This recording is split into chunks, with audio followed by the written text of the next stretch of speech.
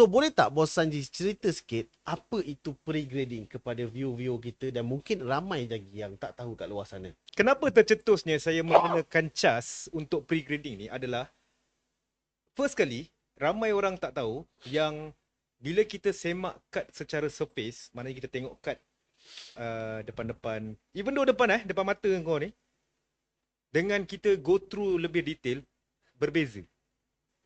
Ada perbezaan bila kita tengok kad tu secara fizikal dengan kita go through deep.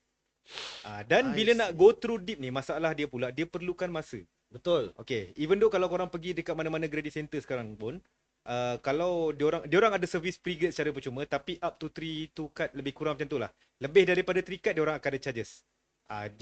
Just imagine pegang macam tu, tengok-tengok saja, up to 3 card saja.